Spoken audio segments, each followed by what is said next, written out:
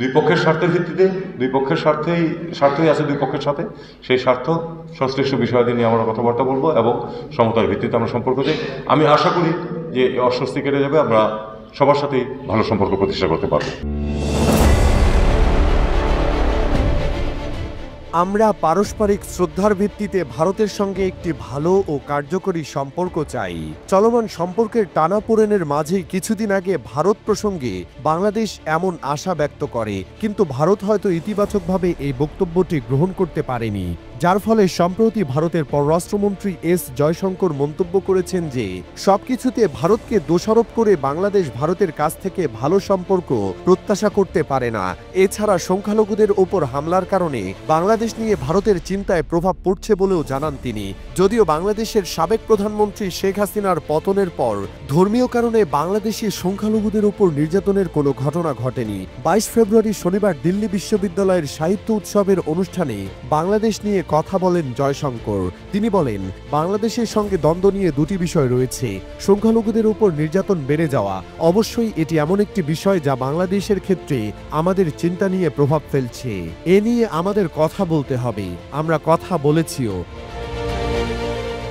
তিনি আরও বলেন, দ্বিতীয়টি হলো তাদের নিজস্ব রাজনীতি আছে, কিন্তু দিন শেষে আমরা প্রতিবেশী। বাংলাদেশকেই ঠিক করতে হবে তারা আমাদের সঙ্গে কী ধরনের সম্পর্ক চায়। জয়শঙ্কর আরও বলেন, যদি অন্তর্বর্তী সরকারের কেউ প্রতিদিন ভারতকে সবকিছুর জন্য দায়ী করেন, বিভিন্ন প্রতিবেদনে দেখবেন কিছু বিষয়ে আমাদের দোষারোপ করা হয়েছে, যা হাস্যকর। আপনি এক হাতে বলতে পারেন না আমি আপনার সাথে এখন ভালো সম্পর্ক চাই, কিন্তু প্রতিদিন সকালে উঠে যা কিছু ভুল হবে তার জন্য আমাকে দায়ী করবেন। এটা হয় না। এটিও একটি সিদ্ধান্ত যা তাদের নিতে হবে।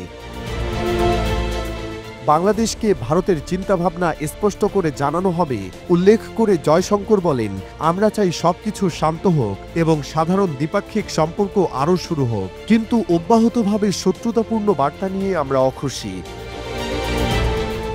গত বছরের 5 আগস্ট গণঅভ্যুত্থানের মুখে শেখ হাসিনা প্রধানমন্ত্রীর পদ থেকে ইস্তফা দিয়ে ভারতের নয়াদিল্লিতে গিয়ে আশ্রয় নেন। এরপর থেকে ভারত অভিযোগ করছে বাংলাদেশে সংখ্যালঘু ব্যাপক নির্যাতনের শিকার হচ্ছে, কিন্তু বাস্তবে এর কোনো মিল নেই, যা জাতিসংঘ সহ বিভিন্ন সংস্থা নিশ্চিত করেছে। পালিয়ে থেকেও দিল্লির কোনো এক অজ্ঞাত স্থান থেকে আওয়ামী লীগের নেতাকর্মীদের সঙ্গে কথা বলছেন শেখ হাসিনা, যা দলটি ইতিমধ্যে সামাজিক মাধ্যমে প্রকাশ করছে। হাসিনার এসব বক্তব্য ভালোভাবে নিচ্ছে না সাধারণ মানুষ। এ কারণে তাকে চুপ রাখতে ভারতকে বার্তা দিয়েছে অন্তর্বর্তী সরকার।